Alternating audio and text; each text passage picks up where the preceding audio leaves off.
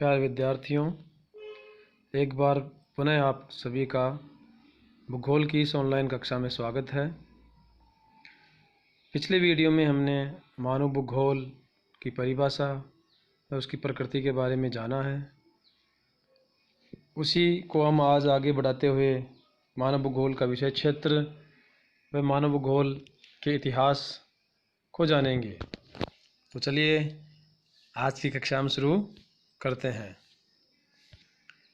मानव भूगोल का कार्य क्षेत्र या विषय क्षेत्र। जैसा कि हम सभी जानते हैं, प्रत्येक विषय का अपना विषय क्षेत्र या कार्य क्षेत्र होता है। जैसे कि जीव विज्ञान में प्राणियों का अध्ययन करते हैं, वनस्पति शास्त्र में वनस्पति जगत का अध्ययन करते हैं, अर्थशास्त्र में वस्तुओं का उत्पादन, सेवाओं व संचलन का अध्ययन करते हैं। ऐसे ही भूगोल विषय में हम पृथ्वी के धरातल के प्राकृतिक व सांस्कृतिक तथ्यों का अध्ययन किया जाता है।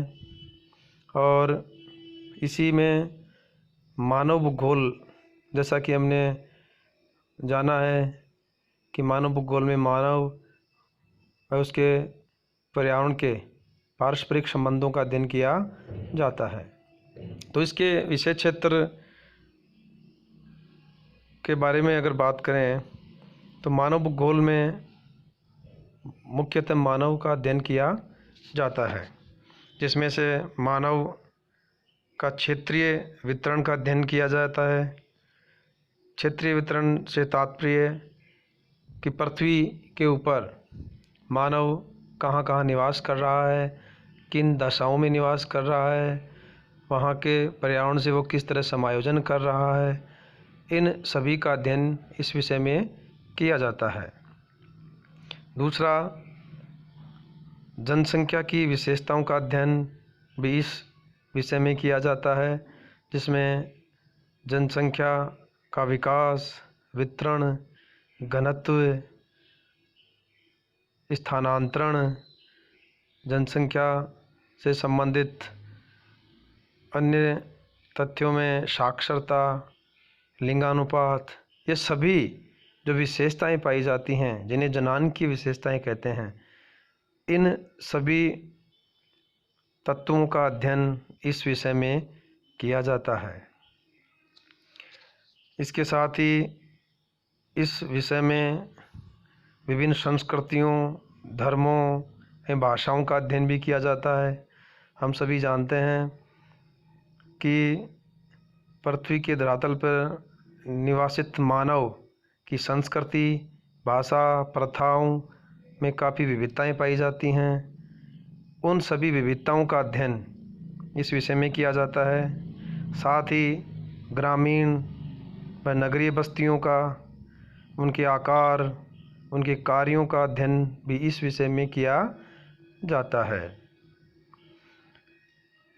इसी के साथ मानव के आर्थिक क्रियाकलापों का अध्ययन भी इस विषय में किया जाता है। आर्थिक क्रियाओं में कृषि, मत्स्य पालन, उद्योग, व्यापार, परिवहन, संचार आदि समस्त आर्थिक क्रियाओं का अध्ययन किया जाता है। और इन आर्थिक क्रियाओं में जो स्थानिक विभिन्नता पाई जाती है, उसका अध्ययन भी हम करते हैं। साथ ही इन आर्थिक गतिविधियों का पर्यावरण पे जो प्रभाव होता है, उसका भी अध्ययन इस विषय में सम्मिलित किया जाता है। तो संक्षेप में हम कह सकते हैं कि मानव भूगोल में हम किसी क्षेत्र में रहने वाले व्यक्तियों की आर्थिक क्रियाओं, समाज, संस्कृति आदि पर भौतिक पर्यावरण के पड़ने वाले प्रभावों का अध्ययन करते हैं। इस तरह मानव भूगोल का संबंध समस्त विश्व से है।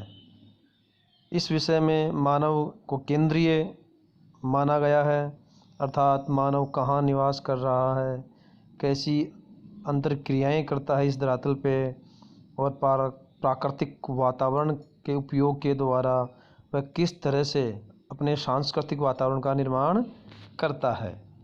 इन सभी तथ्यों का अध्ययन इस विषय में किया जाता है।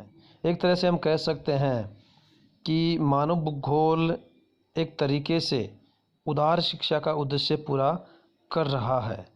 जिस विश्व में हम रहते हैं उस विश्व की जानकारी प्रस्तुत करने और पृथ्वी पर रहने वाले व्यक्तियों और देशों को प्रभावित करने वाली परिस्थितियों का मूल्यांकन करने में मानव भूगोल हमारी सहायता करता है और यह हमें बेहतर जानकारी रखने वाला नागरिक बनाने में भी सहायता करता है। हमारे देश और समुदाय की महत्वपूर्ण समस्याओं को समझने और उनके समाधान में भी सहायक हो सकता है। इस तरह से मानव भूगोल का विषय क्षेत्र काफ़ी समृद्धशाली है और यह एक गतिशील विज्ञान होने के नाते इसके विषय क्षेत्र में दिनों दिन वृद्धि होती जा रही है। काफ़ी बड़ा विषय होने के कारण मानव भूगोल को भी कुछ भागों में वर्गीकृत किया जा सकता है या इसकी कुछ शाखाएं हैं जो एक धीरे धीरे स्वतंत्र विषय का रूप लेती जा रही हैं। इसकी जो प्रमुख शाखाएं हैं उनमें से आर्थिक भूगोल, नगरीय भूगोल, सांस्कृतिक भूगोल, राजनीतिक भूगोल, जनसंख्या भूगोल, प्रादेशिक भूगोल, सामाजिक भूगोल, ऐतिहासिक भूगोल, चिकित्सा भूगोल, लिंग भूगोल आदि इसकी प्रमुख शाखाएं हैं, जिनमें प्रत्येक शाखा में अलग अलग क्षेत्रों का अध्ययन किया जाता है। ये तो बात हुई इसके विषय क्षेत्र और इस विषय की प्रमुख शाखाओं की। अब हम बात करते हैं इस विषय के इतिहास का, अर्थात इस विषय का विकास किस प्रकार से हुआ। तो मानव भूगोल का इतिहास भी उतना ही पुराना है जितना स्वयं मानव का, लेकिन इस विषय को महत्व 18वीं और 19वीं शताब्दी में ही मिल पाया।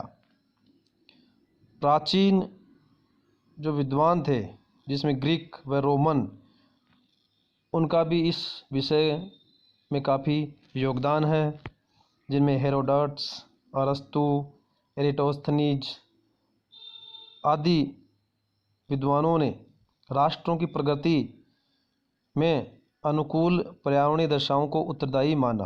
अर्थात उन्होंने माना कि कोई भी राष्ट्र या देश वहाँ की भौगोलिक परिस्थितियों के अनुसार ही विकास करता है, जो एक मानव भूगोल का विषय क्षेत्र है। ऐसे ही अरब विद्वानों में अल मसूदी, अल बरूनी, इब्न खालदुन आदि ने प्रजातियों की जो सांस्कृतिक विशेषताएं पाई जाती हैं उन पर प्राकृतिक पर्यावरण का प्रभाव माना है। तो उन्होंने भी एक तरह से इस विषय में काफ़ी योगदान दिया। ऐसे ही 18वीं शताब्दी के बाद इस विषय को काफ़ी बल मिला, इसका विकास हुआ। अलेक्जेंडर वान हम्बोल्ट और कार्ल रिटर महोदय ने भी प्राकृतिक पर्यावरण और सामाजिक समूहों के बीच संबंधों पर जोर दिया। इसी तरह फ्रेडरिक रेडजेल, जिन्हें आधुनिक मानव भूगोल का जनक भी कहा जाता है, इस विषय के इतिहास में या विकास में उनका बहुत बड़ा योगदान है। उनकी पुस्तक एंथ्रोपोजोग्राफी, जो एक तरह से मानवीय गतिविधियों के बारे में है, एक ऐतिहासिक पुस्तक मानी जाती है। तो फ्रेडरिक रेडजेल महोदय ने इस विषय को नई ऊंचाइयां दी, काफ़ी विकास किया। इन्हीं की शिष्या कुमारी सैंपल ने भी इस विषय को काफ़ी योगदान दिया। विडाल डी लाब्लास, ग्रिफिथ टेलर और ऐसे ही अन्य भूगोलवेताओं ने भी इस विषय में बड़ा योगदान दिया है। तो इस विषय का जो विकास है वो धीरे धीरे बढ़ता रहा। 18वीं 19वीं सदी बाद में इसमें काफ़ी नए आयाम जुड़ते गए, काफ़ी बड़ा योगदान रहा।